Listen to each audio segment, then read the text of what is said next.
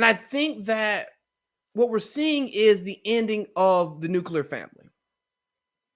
For those of you who don't know what the nuclear family is, it's mom, dad, kids, right? The idea that was sold to me is that we grow up, I meet my wife, I have my two children, we get our white picket fence, we get our young dog, and we live life. And that is supposed to be happiness.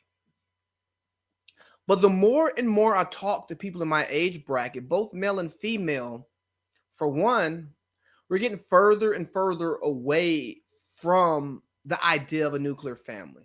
You have people talking about single forever because I don't love these hoes. You got people talking about polygamy is the way that I want to do it. And I'm not going to tell anybody the right way to live their life, but also there's a third, and there's one that's far more common, is people settling down in long-term relationships and not being happy with it. Settling, not just settling down, they're settling for less. And I think that as we've matured, right, we've seen some of the stuff that our parents went through, our grandparents went through, and we said that can't be me. Or the idea of I'm 23 years old and I'm supposed to commit to this person for the rest of my life, and I can't even commit to a job for 2 years because I don't know what that's going to bring me. To some of us, that doesn't make sense, and I'm not going to knock you for it.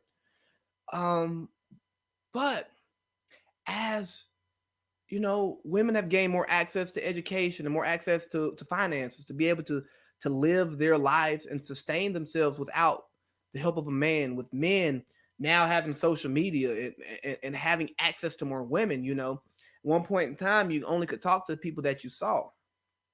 But now I can see you on Instagram. I don't have to know where you're at or anything, but I can have a conversation with you. And these temptations that didn't once exist are more prevalent because the same temptations that our parents dealt with, we still have to deal with, plus more. And I look at it and say, is the nuclear family the right way? I mean, I ask you believe in love and the promise that it gives, but when you talk to people who are in long-term relationships, people who are seeking love usually ain't enough.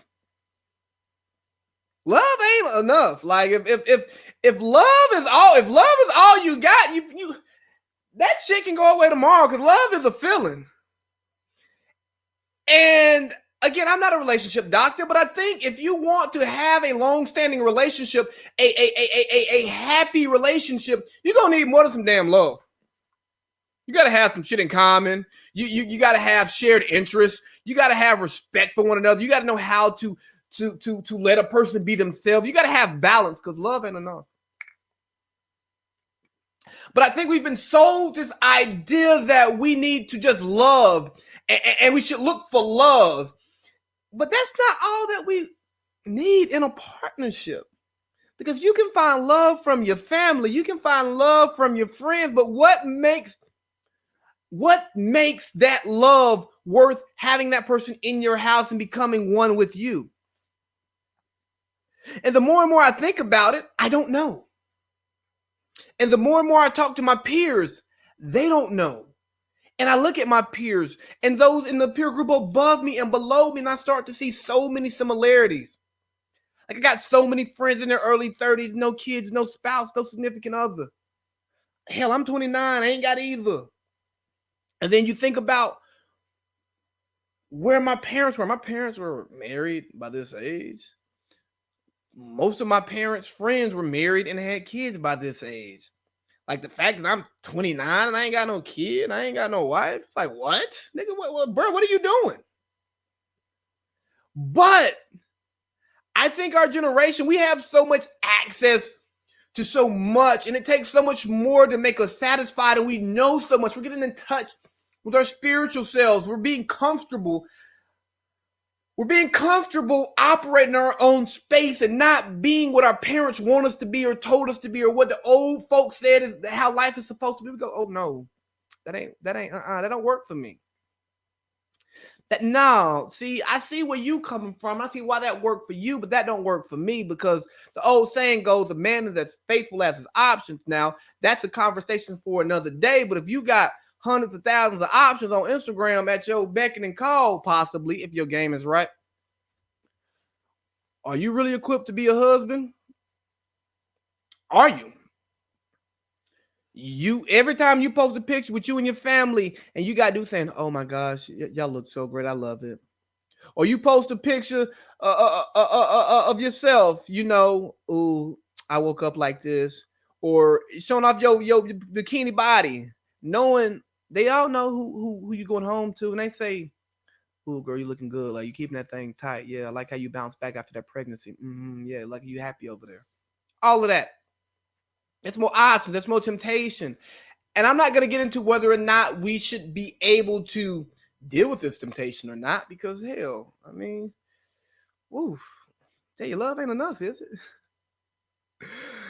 But it just leads me to believe that the end of the nuclear family is coming. I don't know what it looks like 2, 3 generations from now. Maybe we get to a place to where it's more of a village mentality to raise kids, but that also doesn't really work for me because we're becoming more industrial, more cities, so it's less family-esque environments in the places that you live, more people moving around and transplanting. So what does it look like? Does it look like a co-parenting relationship? And maybe it's even an in-house co-parenting relationship. Is polygamy or polarity, is that the future? Is that the way that we go? Is that the best solution? Like, are you happy being with the same person the rest of your life? I mean, divorces are up. So it tells me we're not. So do we maybe we get away from the idea of marriage and get to a place of temporary relationships that we renew on an ongoing basis, right?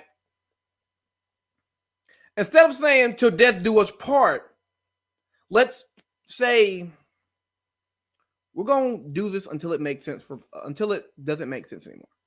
We're going to do it while it makes sense. Now, what may make sense for me may not make sense for you, because it may make sense for you to die with this person. And it may make sense for me to live with this person and then live with someone else. Or it may make sense for that person who I'm with to live with me and stay at someone else's house 2 nights a week. I don't know. Maybe this bill of goods that we've been sold, that is monogamy, that is the nuclear family, maybe it is an outdated way of viewing a relationship.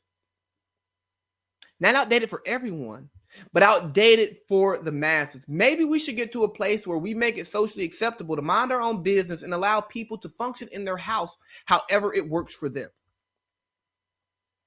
We got strong opinions. We love to tell other people how to live, but we don't take our own advice. So maybe we should take a step back and say, whatever goes on in his and her house, I don't give a damn about, because it has nothing to do with me. It doesn't affect me one bit. I mean, in my lifetime, I've seen homosexuals being allowed to get married. That's not something that I grew up believing to be a truth, right? I didn't think that's something that was going to happen in my lifetime.